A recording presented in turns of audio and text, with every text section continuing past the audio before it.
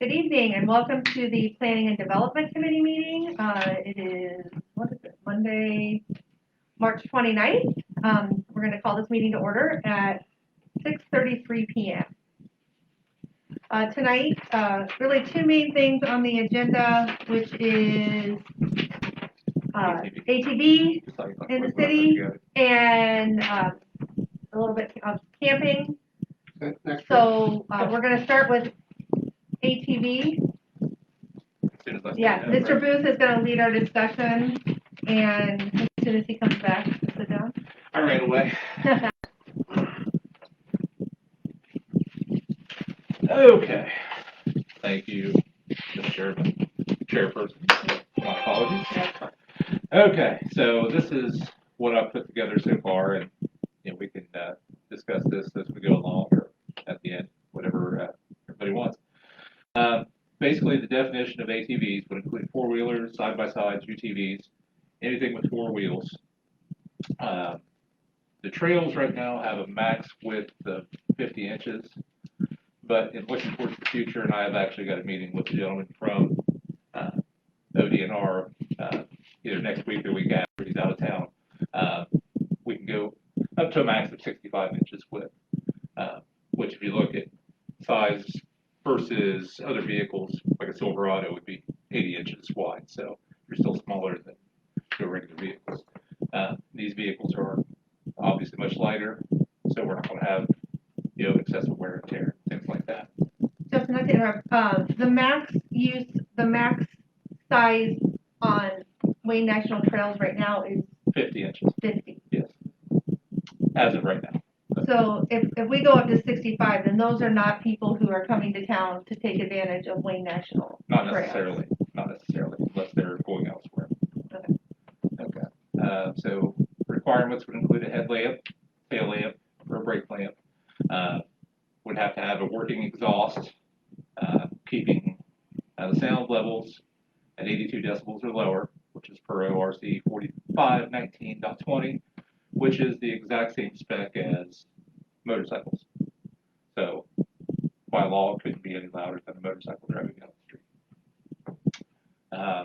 Vehicles have to be registered through the BMV, either permanently or they can actually, pardon me, get temporary registrations as well. Some folks that are traveling in maybe from out of town and haven't been to Ohio, don't plan on coming back to Ohio, they can get a just a temporary registration through the BMV as well. But that's through the they have to go to the BMV to get that. Okay. Right.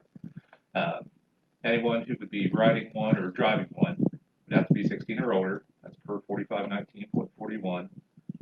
Per the same statute, it would have to be insured as well, just like a vehicle. Eye protection has to be worn by all riders, and any riders 18 years old or younger have to wear helmets as well. Per 4519.41, we're authorized to permit these on our local roads. So what we decide on our local streets is up to us. We can also add regulations to the program as far as when we're going to allow these to be ridden. My suggestion was 8 a.m. to 8 p.m. in the summer months. As we get towards fall, we start to lose daylight. We can scale that back. We don't. Basically, my thought is we don't want it ridden after dark. Mm-hmm. Inspections, we can do that as well. So whether we do it here at the city building or what my thought was, just working in a car dealership. For instance, if Carla, you were to buy a vehicle in West Virginia and have to get a license in Ohio, you actually have to have what they call an out-of-state inspection. So you would come into the dealership, pay $8, $10, whatever it is. The people there fill out a form, and you take it to the BMV in the title office, and then they say, okay, everything matches here. My thought was we could do something similar here if there were any local businesses that would want to help out with that, because obviously there's not going to be somebody at the city building all the time, especially on Saturday or something like that, and we could share that revenue as far as that goes. That was my thought.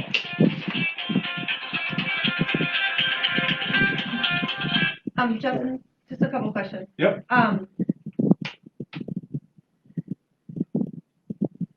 Do the newer ATV, UTVs, the side-by-sides have seatbelts?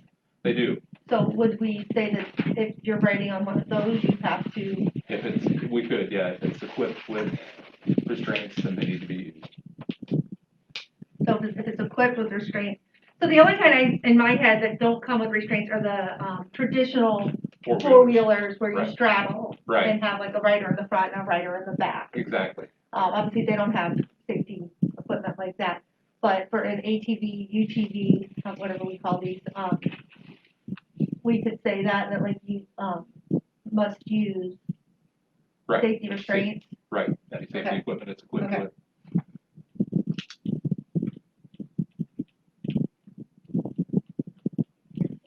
And you might not know this. Do you know if in the state of Ohio that can a licensed 16-year-old have a minor with them, or does it have to be an 18-year-old? Has to be an 18-year-old. Okay. Yeah, so it's just like a licensed car driver. You know, my Okay. 17-year-old daughter can't haul around, you know, some other Right. underage kids in her car with her. So Okay. it's the same thing. Okay.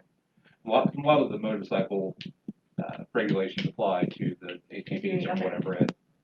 So, as far as streets, we can decide what we want to open. So we don't have to say, okay, Nelsonville's open, you can ride your ATVs everywhere. And that's where we have to decide, you know, what our route's going to be. You know, Wood Lane would be a way into town through Burr Oak, but now Wood Lane is closed because of the bridge. So that's something we can discuss and figure out before we take it forward. And then also I'd suggest a trial period through the end of the season. So it's not a permanent, you know, permanent ordinance. We can try it out this year, see how it goes, and if it's a success, you know, the next council, if it's us or if it's other people that are voted in, can decide, you know, what needs to be done. We can see whether it's a success or a failure. And if it doesn't work, it can just be let to die. So. Okay. And we can put things in place like we talked about the streets, but also I don't know if this is a state law or if we like need to put this in any type of ordinance, like saying things like, you know, you can't drive on sidewalks, you can't ride it on the bike path, you can't. It actually is part of the revised code. Okay. And basically, the regulations are the same as traffic regulations. Okay. And they're governed by the same thing. You can't drive it on railroad tracks. You can't drive it up into a park. You know, you can't drive on private property. It's the same thing. It has all the same ramifications. So, and I've spoken with Chief Fitch. He's in favor, and he thinks his team would be able to handle this as well. So, yeah, basically we've got different cars, different setups. So I think one of the things for anybody watching to know, if you don't know already, the state of Ohio a few years ago actually put in place that these, especially the UTV type vehicles, can get licensed and be registered as long as they have, you know, a windshield, they have brake lights, they have turn signals. We don't have any of that. Which it actually doesn't specify turn signals. It doesn't? Because that's like with golf carts, like you have to have, I think you had to have turn signals. Golf carts you do, yeah. Okay. With these, it's not specified. Okay. So they can already be licensed and technically drive Sure. on streets already. Depends on the municipality. What Yeah. they allowed it on. Yeah. So this is kind of, it's becoming more common because these newer, particularly what they call UTVs, right, which is the side-by-side, are almost like a souped-up golf cart. And they're being driven.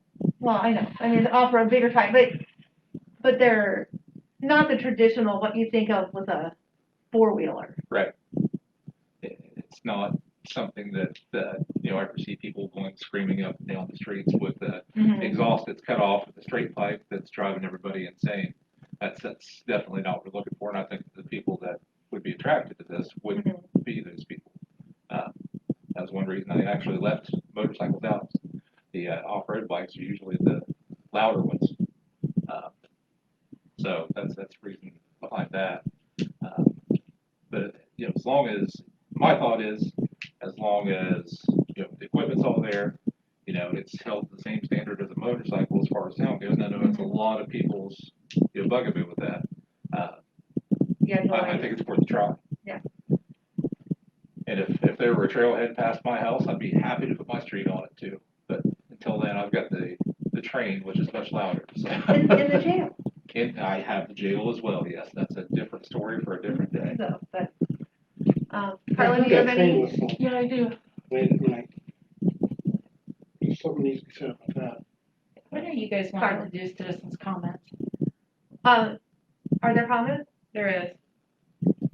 Like, What time of the, part of the program? oh, programming? let's get Carla's thoughts here, and then we'll go to comments so we Okay. can address anything.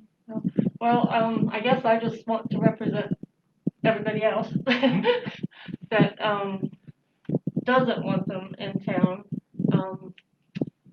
It was brought up about, and it was in the paper, the $2 million beautification project uptown a couple years back that they spent, I think it said, to preserve the historic ambiance of Nelsonville. I don't think that would include the ATVs on the square. And there is the concern of going up and down the streets. Like I see, you do have some streets listed here, any residential streets. I mean, I haven't heard any complaints about Route 33, but there's been a number of complaints about the rest, and I agree with them, and I think we shouldn't just dismiss all their concerns because it is going to be an economic boost. Sure. And if you'll see, I tried to avoid most of the residential areas as far as that goes. And the one I just put different examples on there. We talked about 4th Street. That's yes, no, maybe. But yeah, I understand that completely, and I'm not trying to dismiss anyone who wouldn't want it for that reason. I think it's something we just can't dismiss out of hand either. I think we need to explore it. Anything we do to try to boost Nelsonville is why I'm here. So I know Elizabeth, and I agree to a point, said that there really is no parking on Canal Street, to park and walk. But if there was something, we could work on coming up with, like you said, we just need to work on it, to try to make a compromise somehow. Yeah, the unfortunate thing is, we have no city property Right. on Canal Street. The closest thing we have, right, would be Poly Field, but that's not close to people aren't going to park at Poly Field and then walk. Maybe to the Mexican restaurant, but to those mariachis, but not likely to the square. It's just something we could work on, maybe. Sure. Yeah. Look If we into. talk to some of the local business owners, maybe the Elks, some of those places might be interested in, Charging. Yeah, absolutely. Because I think if people were, more confident they was not coming up on the square, there would not be quite as much opposition. I can't be sure of that because there is a lot, but I really think it would go a long way. I can There's a lot understand of that. streets on here. We are running the bank parking lot for the pool parking. Oh, the bank that closed. Yeah. We passed that where we rent that parking lot for $1 a Wasn't like year. $1 though. Yeah, but Yeah. still, we have to take care of the grass and everything for that. But, And that could be that park, something we could use as a revenue stream too. That Yeah, could be so an that area where we're parking charging lot- parking. yeah, when there's no pool people, so it's an overflow for pool parking. Right. So, yeah, I think that's something we could look into and see if there's an appetite for that. I'm not trying to ram it down anybody's throat, but I certainly think it's something that would be helpful for everyone. Do you want to comment?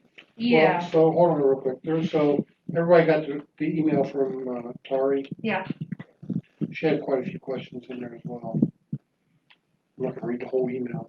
She had quite a few concerns in there that she put Yeah. together. I think we all got that They email. were good ones too, though, Oh, yeah. actually. They were, some Yeah. of them I didn't even think of. Yeah, and I think I addressed several of those there too, but Okay. no one's trying to cause problems with residents or anything else. It's not the case. Just trying to find ways to make it better for everyone. And if we could find a way to bring that into town without going, a compromise, I think it would be good for tourism, good for the economy. Sure. It's good for everyone. You see the Hatfield McCoys and Rush and all those places, it brings in millions of dollars a year of revenue for those folks down there. That's sorely needed down in West Virginia. We're in a similar area as far far as, economics, nobody's building a factory here. Nobody's putting an Amazon up, so we've got to think outside the box a little bit. That's just the way I look at it. The online question was, Gary Scott wanted to know, would it be risky for ATV parking on the square in between cars and trucks? Would a designated area be reserved for ATVs? I think that'd certainly be something we would look at for sure. I personally don't think that it's an ATV parking on the square, and not that we're gonna allow parking on the square, right? That's something we're still discussing. Is any more dangerous than a motorcycle parking on the square? Again, these are not, invisible machines. Sure. So I don't think that part I would not be concerned about. Now, Tony Dunphy also made, he asked a question. Why don't we just try Canal Street for now? They would park at the parking lot by the Elks to walk up. But we don't own that parking lot, so how can we say they can park at that parking lot? These are things we'd have to ask them. Yeah, Yeah, this is just stuff that Tony's Yeah. suggesting. but we and can't then- just only say Canal Street. I mean, they have to get to Canal Street somehow. Sure. Well, if they come in through the roundabout up that way, that's not coming through town, right? It's not, Right. it's just a So thought. that's, Why would they come okay. in on it at that point? John Lloyd Evans. John Lloyd Evans, sorry. Well, there's a trailhead up that way somewhere. Yeah, there is a trailhead there. That's a county road up through there, so that's one we'd have to get Athens County involved. So there's a trailhead right there at Dorm Run. I thought it was all the way out. I don't Old think- Our Third city limits stop, I think, right there at the exit.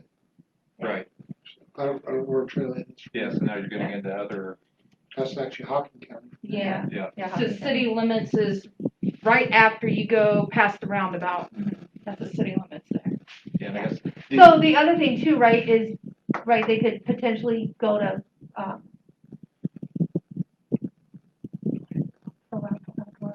Outdoor Adventure Pro, Bernie's place. Bernie's Place, yeah, the new Outdoor Adventure Pro, Park. and park and unload there and come up Canal Street. That's also, Thing is though, why would they unload from the trail to drive down to Nelsonville in their truck and trailer, get their ATV out, ride the streets, and then put their ATV back no, on the no, trailer I'm and saying drive that they away? would go there to Bernie's, like, right, they buy their permit to go Right. on the trails Right, there. Then they can go through town, right, they don't have to haul again, stop and get gas, hit the trails, come back. but if we just run Canal Street, how are they gonna get to the trails? So that's a good question. Can you tell us where they would have to come out at in order to get from the trailer Well, here? it's one of two What ways. street? Either they'd have to come down Wood Lane and back up where? Burr Oak Boulevard, or down Pleasant View and down 4th Street, because the trailhead at Snake Hollow is up there by the old prison. So one of the things that was mentioned was parking at Bernie's. Now, one of the things that can take place if they're staying at Bernie's, if they're camping down there, they would take their four-wheeler and leave and go through town and then go to the trailhead, which would be fun if they were camping, staying overnight, staying the weekend. Right. But there is a trailhead up there above John Lloyd Evans. I thought it was all the I way thought out. there was, I thought, well, Isn't it across Where is from the the trailhead? urgent care? yeah, isn't there a trail right there? I don't think that there is. So that That's a street, good Canal question. Street, We'll go find out and tomorrow. was it Borough Boulevard? Yeah. That's the one that runs up by Carver's, right? Right. Trail access. There's trail access. Okay, so that keeps them out of the Town. town actually, as Right. far as residential streets, Correct. which is what you're trying to avoid. They can park, after you talk to the Elks and those other places, there's parking up there close to Canal. They can walk to the square and get whatever they need to eat or whatever. It's one block, but I'd be okay with those three routes. I don't wanna see them go through the difference. So what if they Because once they wanted, come down Ford, No. you're No. coming through the square. No, and we said 4th Street was never, on the list of streets that we were considering. It was like John Lloyd Evans or Door Run, if for some reason they could do that, to Canal Street, Canal down, to, Borough Boulevard, then they can connect to Wood Lane there, or down, and then down to, like, the other edge of town. What was the other? Towards 691. Yeah, towards 691. So I don't mean any disrespect, but what's on the square that an ATV driver would want? Well, do. we don't want to tear up our square with We'll mud. go and all to a sorts of stuff. restaurant, go to We got Bar. Rocky Boot, we've got, the Mine, Well, there's lots of stuff up the there. Emporium. Yeah, Alfonso's opening a new bakery and place. and what's that across from Fruit? well, Is that still I mean, open? and we want to invite business to town. That's part of this, right? Is to encourage people to come to town to use businesses. And if we are bringing more people into town, then we have a better chance of getting people to open businesses on the square. oh yeah, I understand all of that. I'm just saying that if I'm an ATV driver, which I've went places and drove, I'm gonna drive and get food, groceries, maybe some alcohol, some gas, and then I'm gonna go back to the trails, because that's where ultimately I wanna be. If I'm gonna ride into Nelsonville, I'm gonna ride in somewhere where there's parking and it's convenient, so I can hurry up and get back out of town, because ultimately I wanna ride the trails, not hang out in town. Right, you're not coming to town just to ride the streets.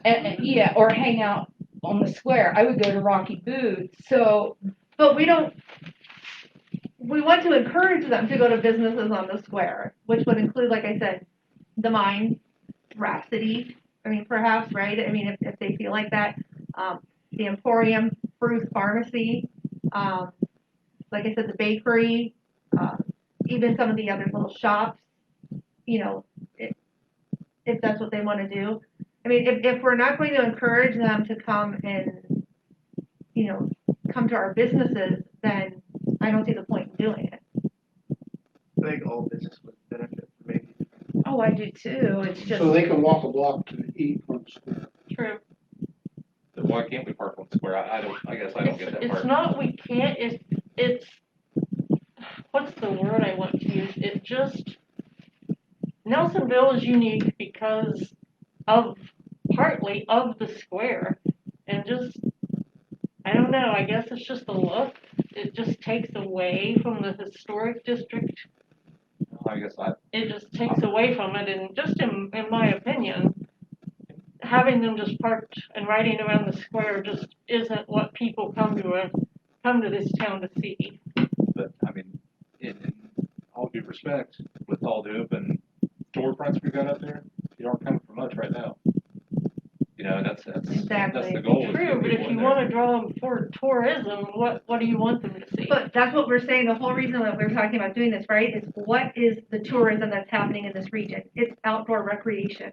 It's ATV, UTV, it's mountain biking, it's, you know, trails, it's people overflowing from the Hocking Hills, because that's become very congested up there, right?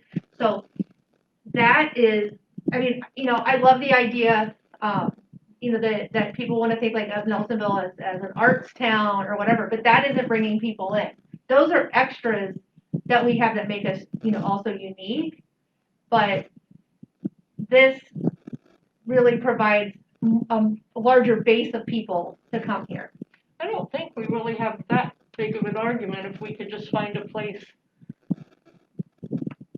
you know, a place to park and walk around just without going through the streets if somehow we could work out. What do you think? Could you look into like auxiliary parking locations for this? I mean, I guess I could look, but I don't have that much free time when they're open. I mean, I'm at work and a lot of the places are open. Yeah. Do we have any other comments? yes. Rebecca Lyons wants to know, will ATVs be allowed to drive to the cross? No. And Margaret,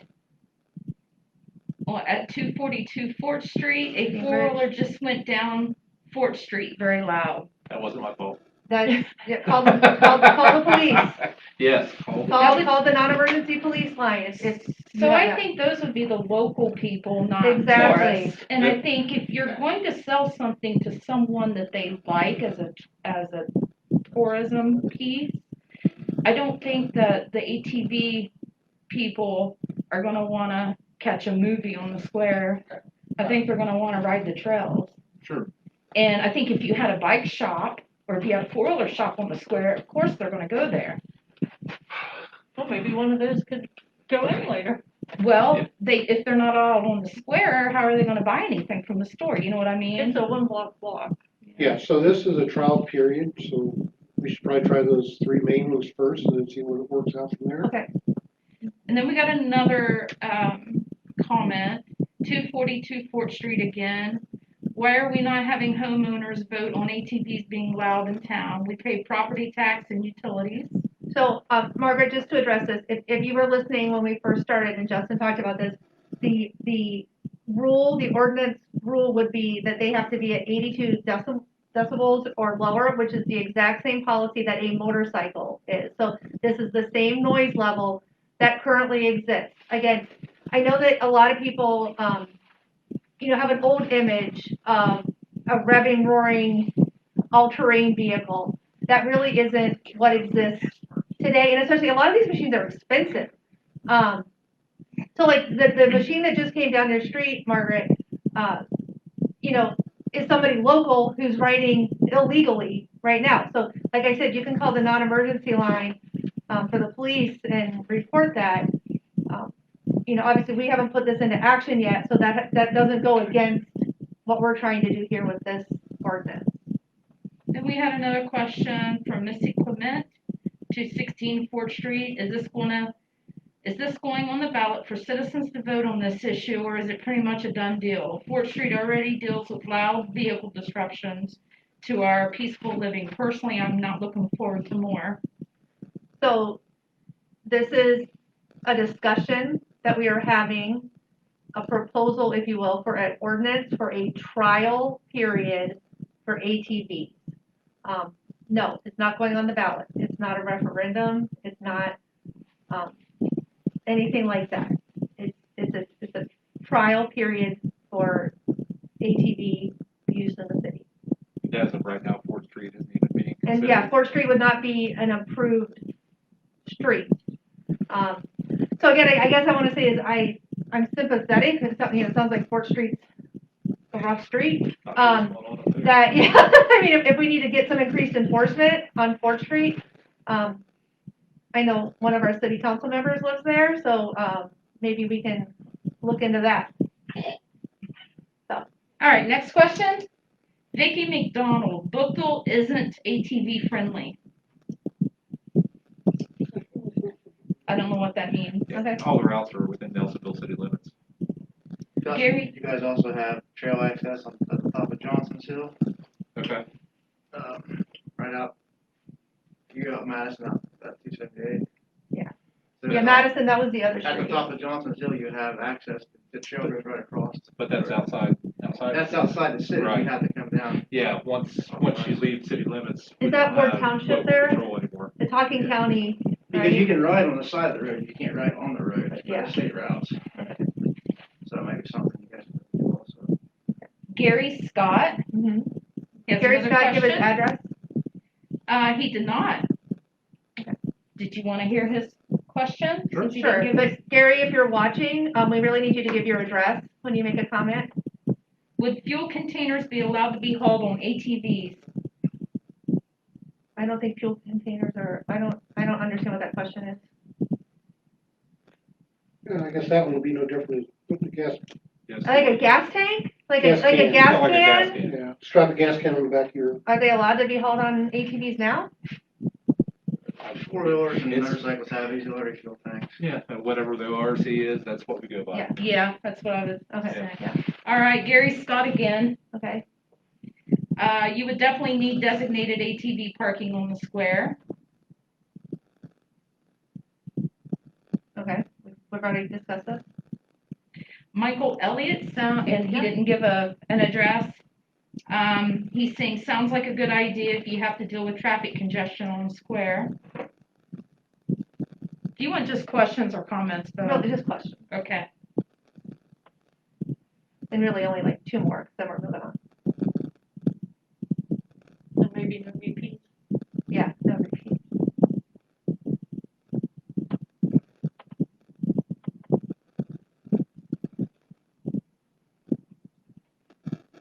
Okay, There's a lot of comments, sorry. okay.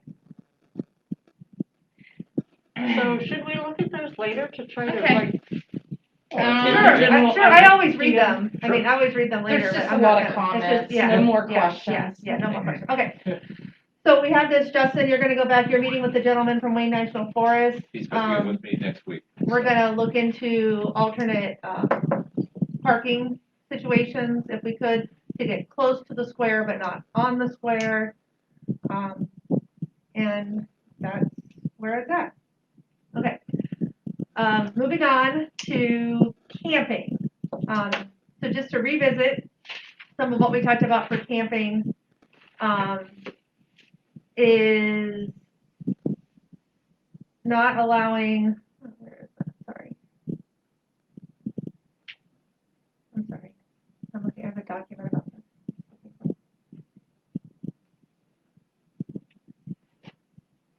Lose your mind? No, I lost the paper. I lost the electronic paper. Right? see if you had. One of the joys, yes. See, I did good. So one of the things we talked about for, so weird, where did that go? For camping was, Becky, you weren't here for this. So right now, I believe it is in our code, correct? That there's no recreational vehicle parking, on the street, on city streets. Nor can they be, in a driveway hooked up with like an extension cord or whatever running power to it or whatever that was. Or in the sewer system. Or in the sewer 'cause we've had system. people connect to the sewer system. Okay. So one of the things we talked about there was, we just said, is there a way we could create a permit process? So say grandma and grandpa are driving cross country in their RV and they're gonna come, to, Justin's house to park in his driveway, and visit for a few days and they want to stay in their RV. Is there a way we could create a permitting process that somebody could do that and maybe run the extension cord for like no more than 7 days? So, we could do anything, however, right now, we don't really bother anyone that's got a RV unless I get a complaint and I find out how long they've been there. Yeah. Or they've hooked into the sewer, water, and electric. Now, I don't know about the fire hazards to running an extension cord to a camper. I don't know how much, wattage they'd be using. So they pull 30 amps. Are they gonna use, I don't know, so, Yeah. it's not a problem, like, people coming and visiting and camping at their son's or daughter's house is not the problem. Right. The problem in our town is people camping in campers and selling drugs out of them. Yeah, I agree with that. I guess my Those are point the ones is that we take care of. if we're gonna tighten up all these camping things, we wanna put that language out there so that you don't have to make, I guess that judgment, right? We're saying if somebody's running that extension cord doing that, then they need to have come here and gotten a permit. Like telling like what their purpose is, how long they're gonna be there. And they could do that we were just saying up to like 7 days, like somebody could come for a week to visit. Open up a can of worms. It was just an idea, so. So a lot of times Scott and I are not in the office, so if someone comes here, cause I'm out in the field, he's out in the field, it's back and forth, so if someone comes here or calls from North Carolina and they wanna come up and get their permit before parking at their parents' house, I don't know, we go on a complaint basis, if somebody complains, we go investigate. I don't go riding around town looking for campers and people living in them. Most of the time, my citizens here will contact me pretty immediately if something like that's going on. Right. They're very good about letting me know what's going on, and then I investigate. I go in, knock on the door, see what's going on. Trust me, all the campers I've ever knocked on the doors, none of them is grandma and grandpa coming in from Virginia. Yeah. I guess if we've been talking about this, It's up to you. I mean, No. we could do that. I mean, but- no, dealing with camping was something that you asked us to look into. So for me, it's just, if we're gonna do it, I feel like we need to be thorough and close all these like loopholes so that it's a nice tidy package. Yeah. If you just want us to say, you know, no camping on public property, no tents in yards for more than 72 hours, you know, Those are good pieces to that. yeah, no, you know,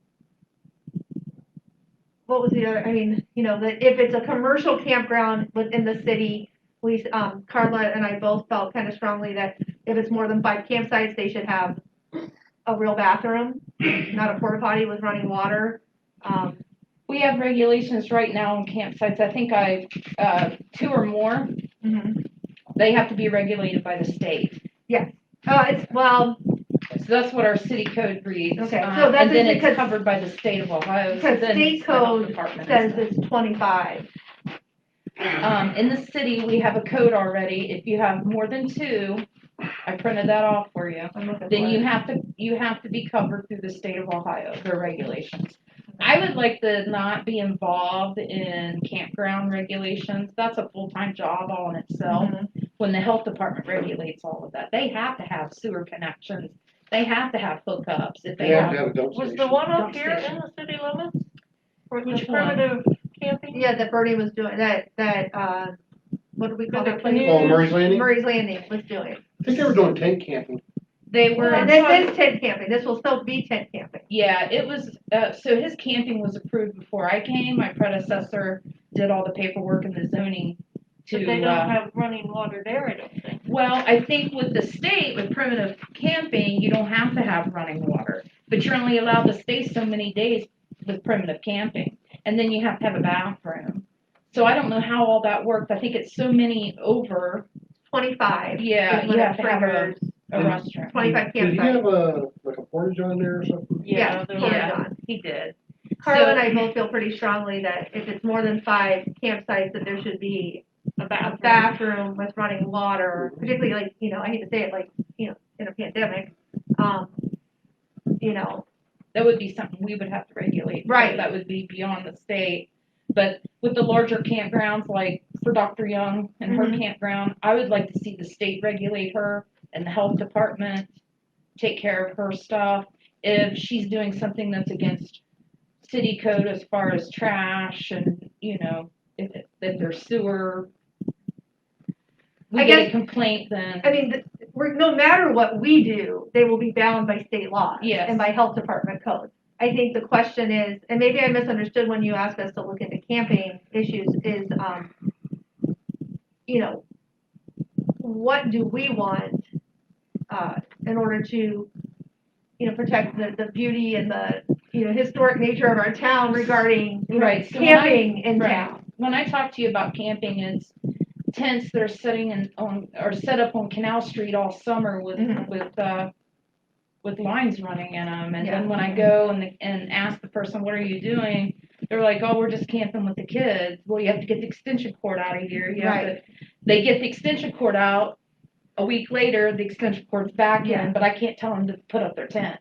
So what's the current rules back to campers? What's the current rule for that? It's campers, so there's like over 20 foot. I mean, there's a bunch of rules. I printed it all for her. It's exceeding You 24. can't put an extension cord in. You can't hook up. Well, you're not going to hook up to, you know, the sewer with a primitive tent. Right. I think the issues that started all this talk was the tent that was down on Canal Street that set all summer long, and the guy was taking care of his young kids in it, and Children's Correct, living Services in was that. involved. So what, I'll be Justin, honest. just so what it says right now is, so recreation vehicle or equipment, not in excess of 24 feet and overall length, That's parking on the street. yeah, oh, this is parking on the street, but it says, shall not be fixed connections to electric, water, gas, or sanitary sewer facilities. At no time shall this equipment be used as a separate living or for housekeeping purposes. So that's is that only on the street? That's on the street and private property. Okay. There's another section of the code. So I think the biggest issues that we were looking at was how are we going to keep people from living in tents in the city? People that are homeless, living in tents. People that don't necessarily have, I mean, so Aunt Doe comes over and she stays because. Wow, do you have any, Aunt Sally comes over and stays for the whole summer because she can't afford rent. Right. As your code officer, I go and ask them if they need help getting to the homeless shelter so that they can have a permanent solution, not a temporary solution. But I can't force them to take the tent down. So But why if is we that? said 72 Because hours. there's no regulations on city code. Only with RVs and campers. Mr. Sherman?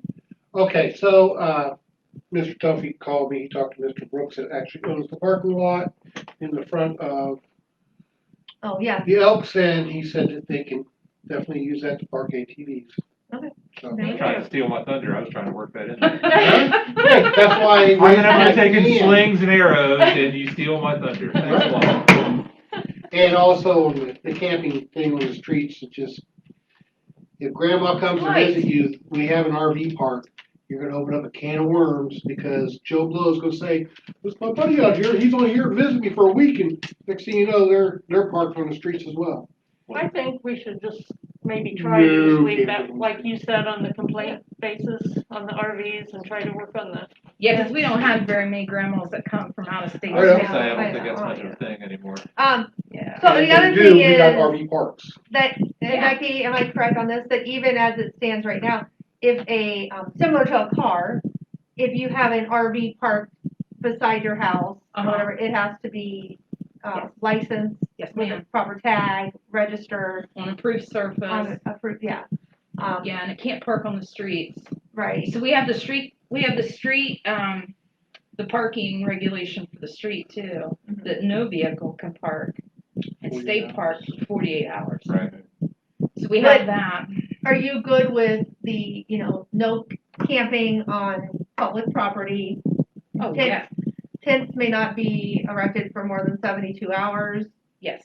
That takes care of a lot of homeless. And, I would like to start it at that, and we can always Okay. add to the ordinance as we Okay. go. Sure. I'd like to see how the campsites start and the ATV stuff.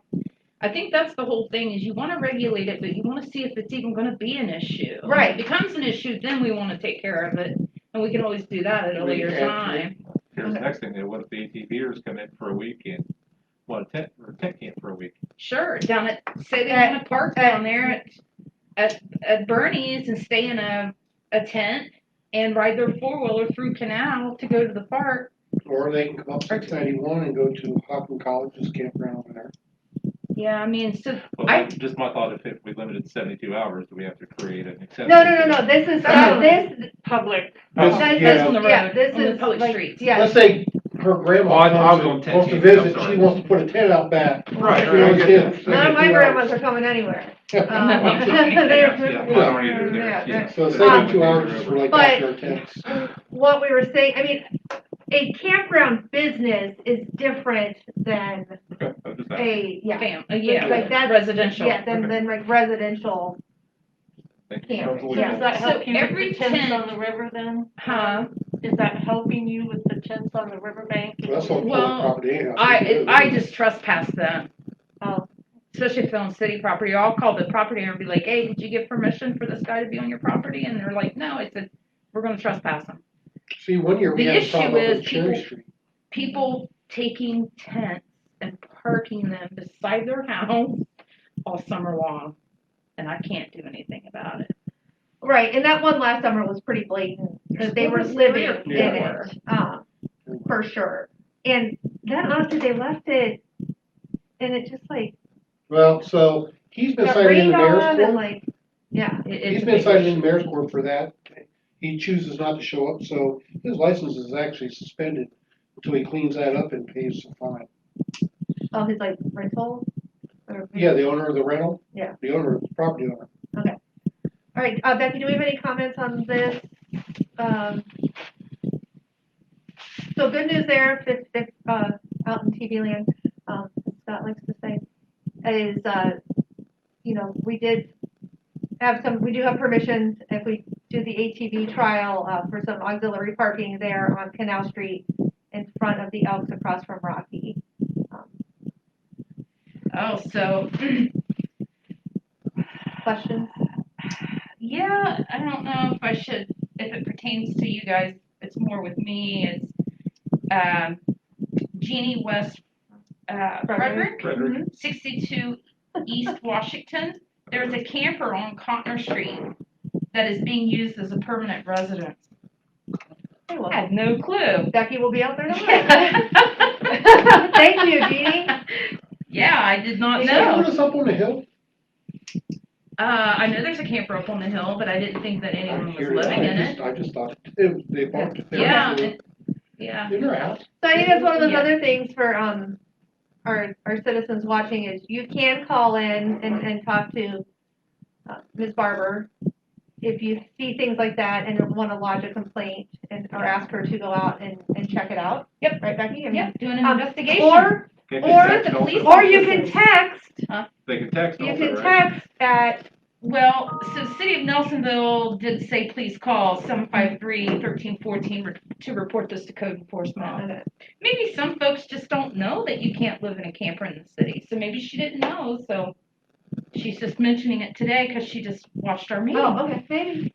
I think a lot of our citizens are unaware of some of the codes. I'm not sure when the codes came into place, maybe a lot of people weren't involved in government then and didn't really, it wasn't We need to push announced. them full up. Because they're wasn't not put really out. out there. I mean, you really have to search. Educate Find them. folks. And we are working on trying to make the code easier to look up and to find keywords and, But if you're not real computer savvy, and, yeah. I mean, a lot of the people that live here, I tell everyone, please call me. I love meeting new residents in the city. I'll talk to you. I'll come see you anytime. If you need anything, just let me know.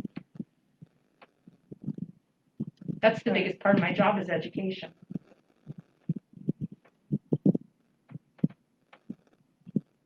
I'm just making a couple notes here. Do you have enough to put an ordinance together for the council? I think so. Yeah, I think so at this point. All right, is there anything else? Okay. If not, we're going to adjourn this meeting at 7:20 PM. Thanks for watching.